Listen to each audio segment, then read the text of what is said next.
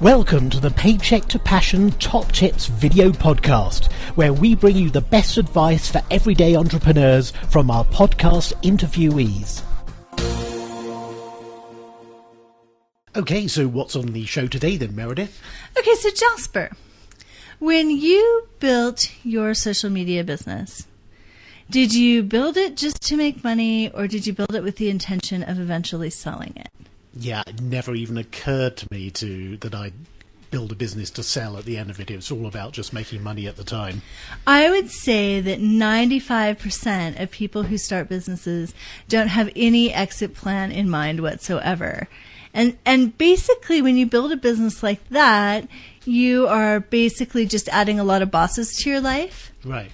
And not really reaping a whole lot of benefits of having something that you could leave to your children or something that could support you in retirement. Really seeing your business as an investment rather than as multiple freelance gigs in our service economy. So today's guest is Michele Scism, and Michele and I have worked together for a long time. She's one of my clients, longtime client, and she is a longtime entrepreneur. That's what she's done her whole entire life, and her family has been an entrepreneurial family, and they've bought and sold businesses. And so she comes at this from a really different perspective.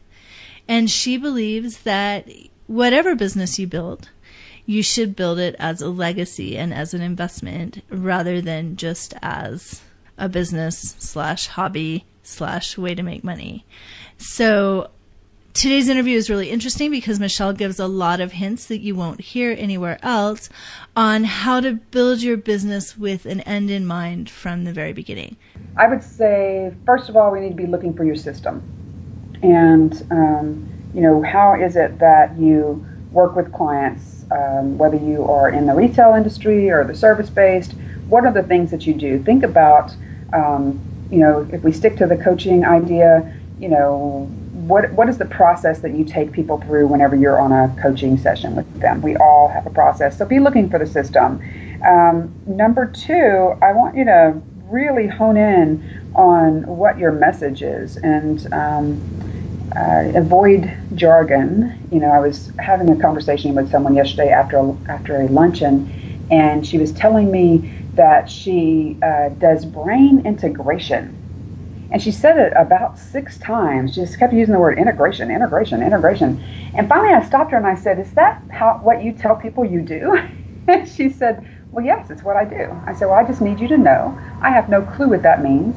And therefore it doesn't, who knows? Maybe something I really need, but I'm not even paying attention because of that. So I'm telling you this as a business coach. I just want to give you that advice, right? And so I want you to be very careful of the language that you are using. You as to build the leveraged business or sustainable business or sellable business, you are responsible for being able to drive enough traffic to get enough clients' attention so that the people who are coming in to do the work have the clients there to do the work, if that's how you set it up.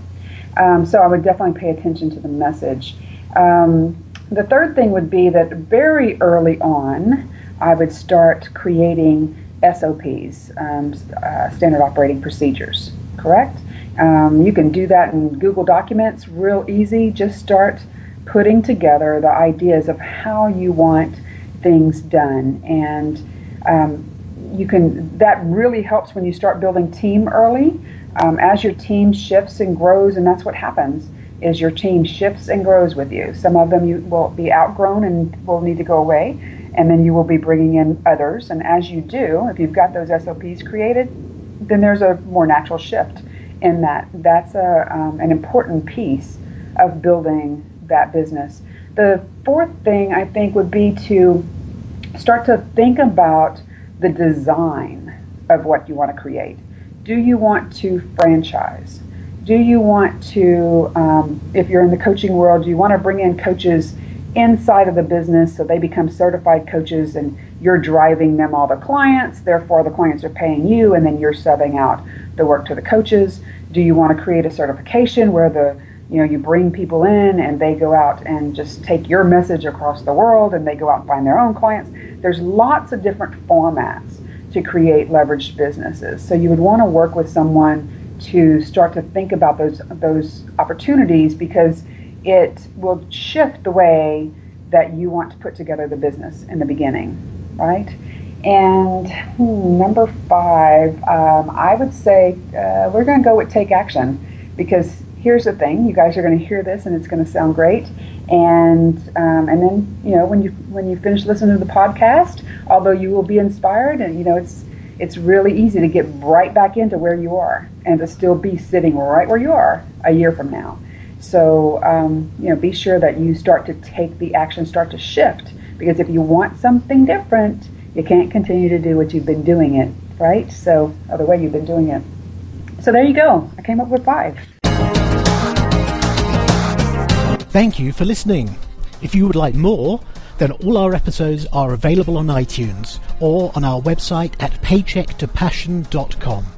There you can find additional resources, you can ask us a question, or just get in touch. See you next time.